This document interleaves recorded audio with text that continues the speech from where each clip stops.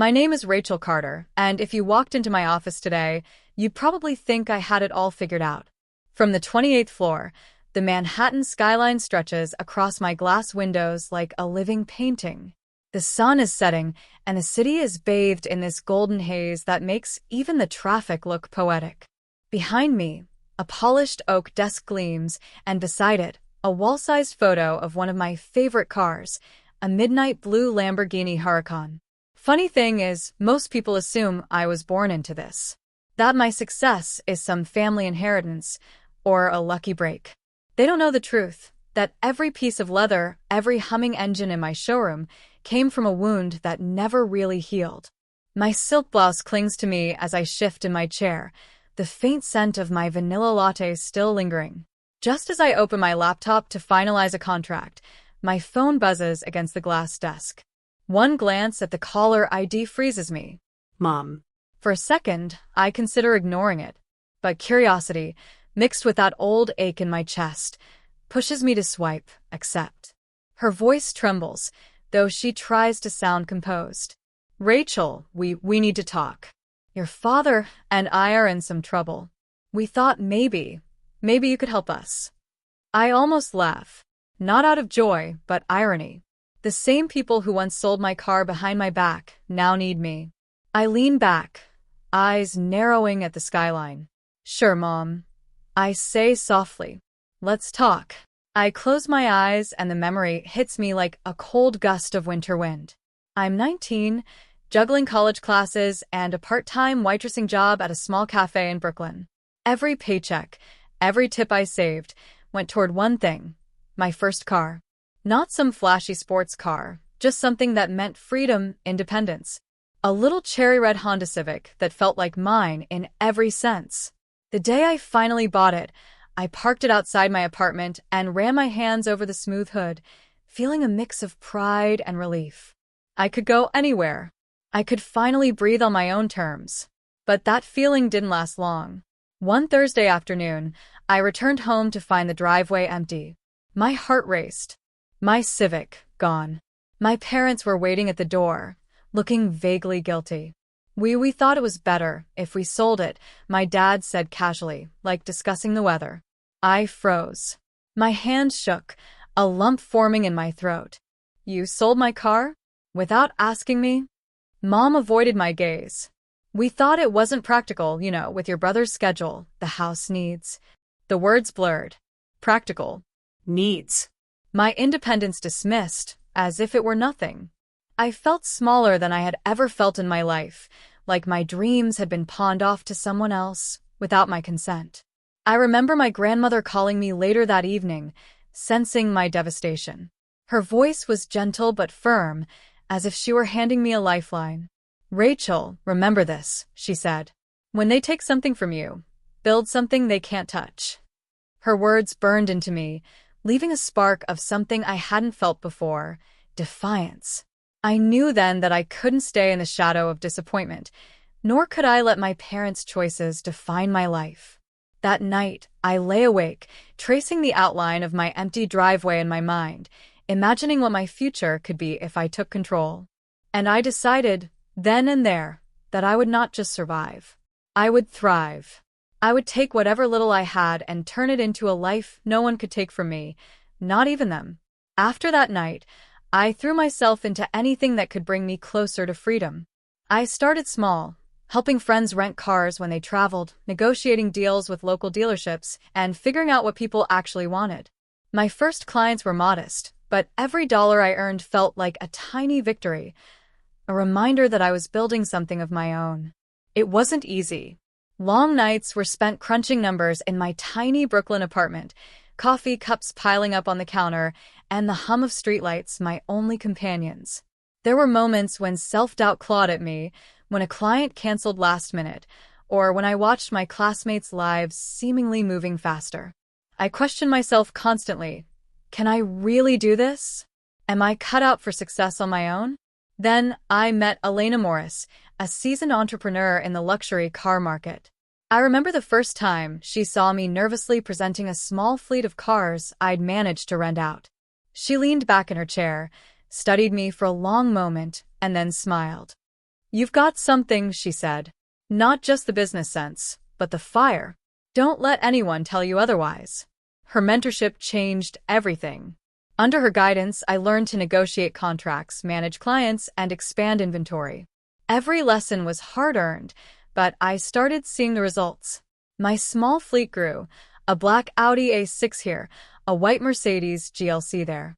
Soon, I could offer more than just basic rentals, luxury experiences, curated packages, and impeccable service. I still kept my success hidden from my family. When they called or texted, I posted vague updates about busy with work or saving for the future. They had no idea the empire I was quietly building. And there was a secret thrill in that, watching them underestimate me, believing I was struggling, while I quietly climbed higher. The turning point came the day I signed my first corporate client, a luxury hotel chain that wanted to offer exclusive rentals to their guests. That deal brought in more than I had earned in an entire year. The first time I walked into a showroom lined with gleaming vehicles I had purchased with my own hands, I felt a rush unlike anything I'd ever known. I was in control. I was free. I was unstoppable. Yet the journey wasn't just about money or cars. It was about proving something to myself. Every late night, every rejection, every time I felt the sting of being underestimated, I turned it into fuel. I learned to trust my instincts, to take calculated risks, and to embrace the power I had within me. By the time I moved into a proper Manhattan showroom, with polished floors and a sleek office overlooking the skyline, I had transformed completely. I was no longer the 19-year-old whose dreams were sold for convenience. I was Rachel Carter, owner of a luxury car rental company, a woman who had taken every setback and turned it into a stepping stone towards something incredible. And though I kept my family in the dark, I carried the memory of my grandmother's words like a badge. When they take something from you, build something they can't touch. I had done exactly that. It was a bright Thursday morning when my parents and my brother, Ethan, walked into my world. Not the one they imagined, but the one I had built. They had texted earlier, asking if they could come by and talk. I knew exactly what they expected. The struggling daughter who had nothing, the one they once dismissed and sold a car from without a second thought. I greeted them in the lobby of my Manhattan showroom, my heels clicking against the polished marble. The walls gleamed with framed photos of high-end cars, each one representing a milestone, a victory over doubt, a reclaiming of power. The faint scent of leather and fresh polish filled the air. "Rachel," Mom's voice faltered as she took in the rows of gleaming Lamborghinis, Bentleys, and Porsches, each vehicle reflecting the sunlight streaming in through floor-to-ceiling windows. Dad's jaw tightened, Ethan's eyes widened. I offered a polite, almost casual smile. "Hi. I'm glad you could make it." They followed me into my office, a space that spoke of elegance and precision. Dark wood furniture, soft ambient lighting, and a sleek desk with my name engraved in brass, Rachel Carter, CEO.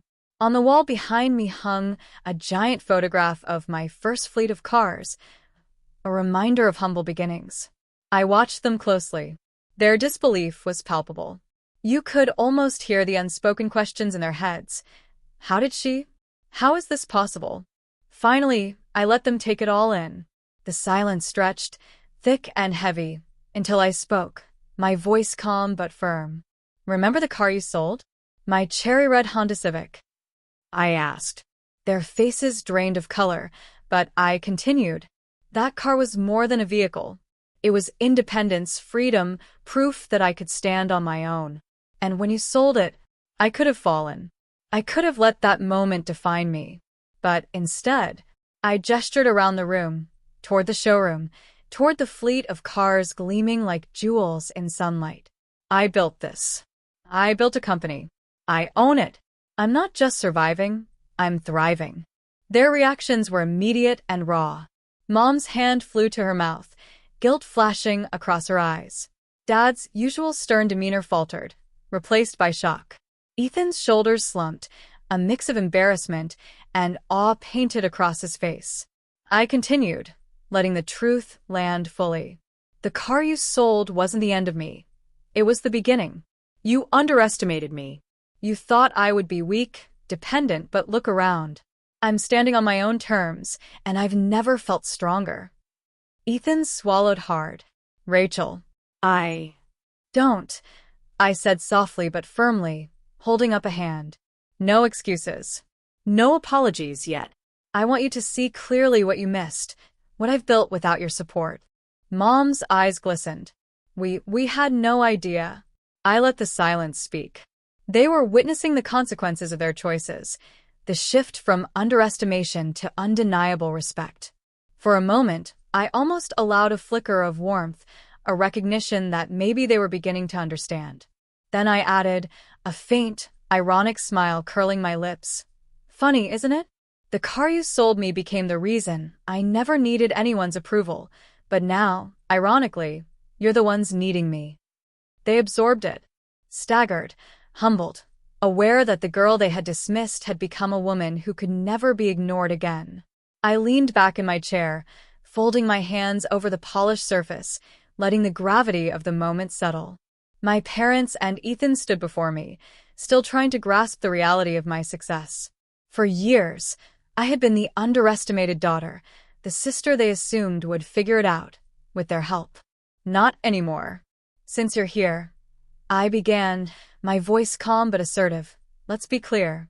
I have the power in this room now. And if you want my help, there are conditions. Mom blinked, startled. Dad's stern face betrayed confusion. Ethan shifted nervously. I'm willing to support you, I said, but only if you commit to growth. I looked at my father first. Dad, respect me. Respect my choices, my business, my independence. No more undermining or dismissing me because I'm a woman. You need to stop living in old patterns and start seeing me as an equal.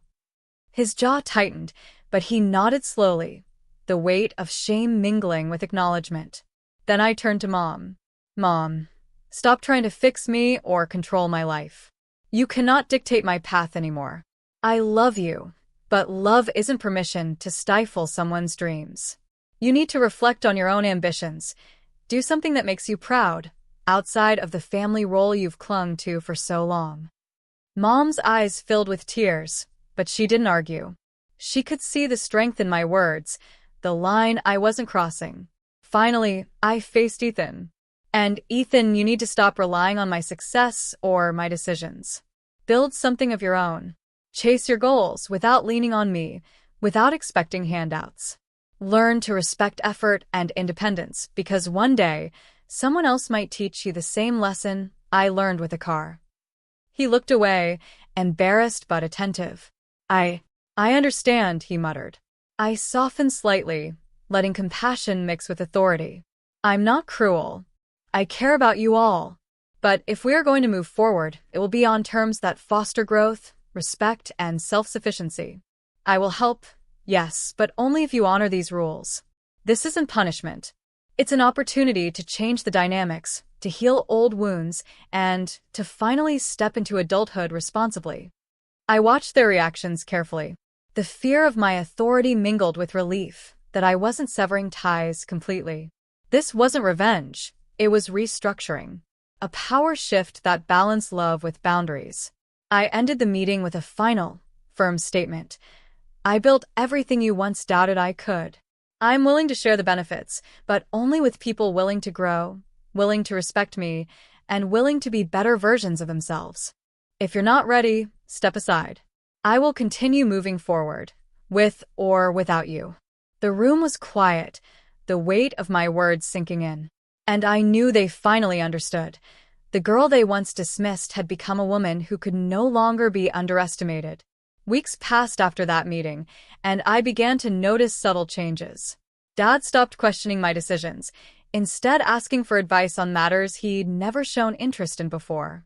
Mom enrolled in a course she'd always talked about but never pursued, and even Ethan started exploring his own side projects, hesitant at first, but with genuine effort this time. Watching them grow reminded me of my own journey, the long nights, the tears, the self-doubt, and how far I had come. The betrayal of my first car now felt like a distant shadow compared to the empire I had built. Every luxury car in my fleet, every client, Every milestone was a testament to my resilience. One evening, I stood by the floor-to-ceiling windows in my office, looking out at the glittering Manhattan skyline. My hands rested on the dashboard of a newly arrived Ferrari, the leather warm beneath my fingers. I thought of my grandmother, of her words that had anchored me through every setback. When they take something from you, build something they can't touch. I smiled softly. I had done exactly that. They had sold my car, thinking it would break me, but instead, it sparked a fire that led me to independence, to power, and to self-respect.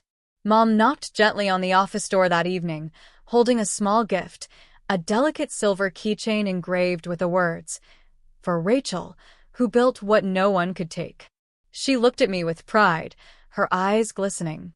I took it, and for the first time in years, I felt truly seen. Ethan appeared behind her, awkwardly holding a notebook filled with his own business ideas. I'm going to make you proud, Rachel," he said quietly. I nodded, a warmth spreading through me. The path hadn't been easy, but I realized that power wasn't about revenge. It was about growth, about lifting those willing to change and protecting myself from those who weren't. I stood by the window again, letting the city lights mirror the glow in my heart. The journey had been painful, exhilarating, and transformative. And as I turned toward the showroom filled with my dreams, realized I knew one thing for certain. They sold my car, but in doing so, they handed me the keys to my destiny. I smiled, feeling the truth in every fiber of my being. Independent, strong, unstoppable.